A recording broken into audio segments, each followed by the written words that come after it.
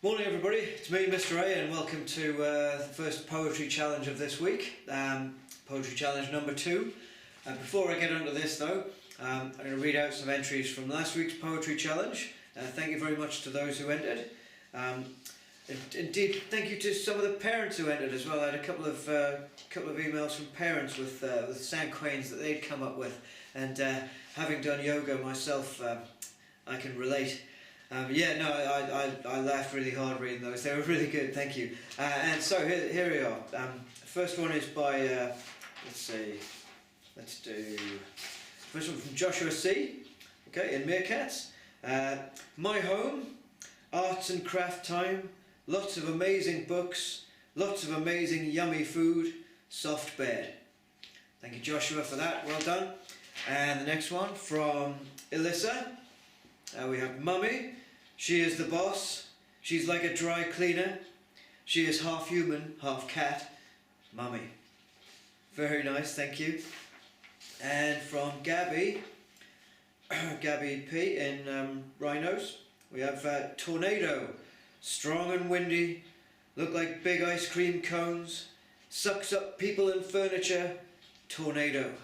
Now, see what we did there. Now, remember last time I said that these things had a very strict syllable count, 2, 4, 6, 8, 2. Obviously, tornado's got 3 syllables, but I like what you did there because sometimes you don't want to sacrifice a good word just because it hasn't got the right number of syllables. So sometimes that's the great thing about poetry, is you can play around with the form and just get what you want out of it. And I love it, you know, tornado, fine, it's an extra syllable. I don't think you have to worry about the Sanquain police coming, no, don't worry about it, it's great. You could say, I mean, whirlwind's only got 2 syllables, you could replace tornado with whirlwind, but, you know, I like tornado, so thank you very much. These will be going up on the website. So thank you. Great, and now on to this week's first poetry challenge number 2, which is nonets, not sonnets. We'll cover sonnets in a few weeks. No, nonets is another short form piece of poetry. Give you a little bit of background. So I'm all prepared this time, prepared. So the word nonet comes from a group of 9 performers or instruments. It's a musical term, much like a duet would be 2 people or 2 instruments, a quartet 4 exactly. Nonet comes from a group of 9 performers. So maybe this kind of poetry came from a musical source. Now a nonet has 9 lines, and each line has a descending syllable count. Right, so it starts off, the first line has 9 syllables, second line has 8, 7, 6, 5, 4, 3, 2, 1. So remember the last line, very short, just 1 syllable. Now I have gone full Blue Peter on this one. I have one I prepared earlier, and this should demonstrate for you some of the thought process that goes into this, because it's nice to see so many people responded very quickly after I put the video up with poems. What I did say in the blurb that goes on the website is it's okay to take your time with these. Sometimes poetry takes time. Sometimes you come up with your first version and you think, yeah, that's great, I've done it, I've stuck to the syllables, I've done all that. But then when you read it back, you think, is that the best way of expressing this? Is that really what I meant?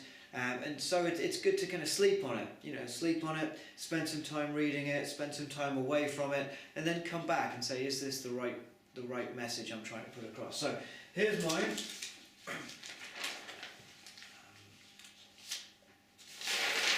Check that's all visible. Yes, it is. So grab a pen. So, confined together eternally. I haven't come up with a title for this one yet either. I thought about calling it Lockdown, but that seems a bit extreme. Confined together eternally. So confined together eternally. 9 syllables, right? Now the next line, naught but each other's company. Okay, 8 syllables. So we've got 9, 8. Look at word is here. I've underlined it. I've underlined the word naught. Right? It's an archaic word. Sometimes I find it good to use words like that. They can be a nice little replacement first, because what I've replaced effectively is the word nothing. I could read nothing but each other's company. Haven't got enough syllables for the word nothing, but by switching things around, I can use the word naught, and that only counts as one syllable. So it's a nice little way to use some of those old archaic words to reduce your syllable count, or give you an extra word somewhere that you might not otherwise be able to fit. So, confined together eternally, naught but each other's company. Hands drag across the clock face. I really wanted to get this image in about hands on the clock face really dragging around, time seeming to stand still. When I wrote the first draft of this, the hands dragging was down here. Okay, I didn't have as many syllables to get that idea across. So the more I looked at it, the more I decided it needed to go above. For one thing, because I needed to explain the fact that it is actually a metaphor. What I had was originally I had hands dragging down here, and it wasn't clear that I was talking about the hands on a clock. And there weren't enough syllables to really explain that, so I thought, well, in my next draft, I'll switch it up to a higher place, so I've got some more time, some more kind of syllables to play with to explain what it is I actually mean. So now I've got hands drag across the clock face, and that, now everybody can understand, what that line's about. Because hands dragging could be anything. It could be dragging across the floor, or it could be human hands, or monkey hands, or whatever kind of hands, right? Hands drag across the clock face, and nowhere to retreat. And nowhere to retreat. 6 syllables, so 9, 8, 7, 6. As habits come forth. I've underlined forth here as well. That's another little piece of archaic language. Archaic meaning old. I've got it there because it replaces the word forward. As I could say as habits come forward, but I haven't got enough syllables, so I can say as habits come forth. And it adds a little bit of poetic kind of power to it as well. I love throwing in some of those old words. Maybe in your challenge this week you can try and slip a few archaic words in. Let's see how interesting that is. As habits come forth, claustrophobic. 4 syllables. Occupied, 3 syllables. Social, 2. Space, 1. So, confined together eternally.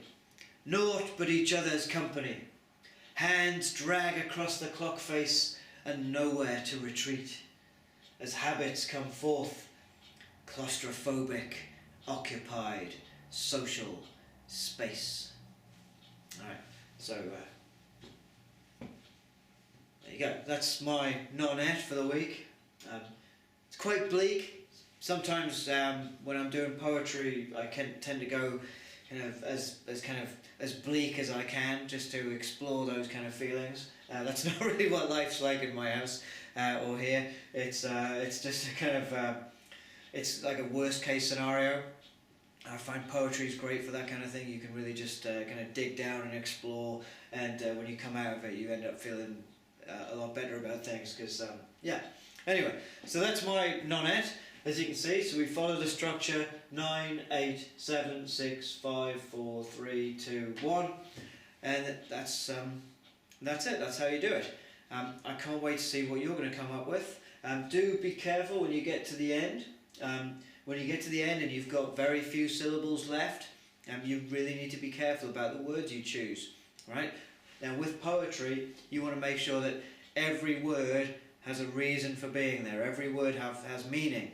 Only ever repeat things if they're vital to the poem and to the meaning that you want to put across. You can repeat things in poetry. It's called a refrain, right? When you maybe even repeat the same line. I think coming up in a week or two, we've got something called a villanelle, which we'll talk about, where you repeat lines throughout the poem. Okay, but those lines have specific meaning. They're really vital to everything. So in a general piece of poetry, be very careful about repeating words or lines and using words that aren't, that don't add anything. Try and use words that are really going to have some punch, really going to kind of add something to what you're trying to say. All right. Now, as I've said, this hopefully when I did the Sanquains with you last Thursday, I came up with that on the spot. And as such, I go and look back at it, and it's great, it's fine. But I much prefer this because I've had some time to play with it, some time to rearrange things, and come up with kind of a finished version that I'm really happy with. So, please, you've got this video is coming out on Monday, the next one will be out on Thursday, so you've got Monday, Tuesday, Wednesday to really kind of get into this and have a go. And can I say as well, the Soundcoins video is up to about 60 views now, so thanks very much to everybody who's watched that and had a go. But don't be afraid to have a go and email these submissions in. So your email should go to poems@ashford-primary.surrey.sch.uk. Right? That's poems@ashford-primary.surrey.sch.uk. Thank you so much to those of you who sent in poems so far. So there's again mine and your task this week, up until Thursday. Nonets, remember, 9 lines, descending syllable count. 9 syllables, 8, 7, 6, 5, 4, 3, 2, 1. Great. Okay, pop that up there again. One more time. Thanks very much for watching, and again, thanks for the submissions, and I'll see you again on Thursday. Take care, everybody. Bye bye.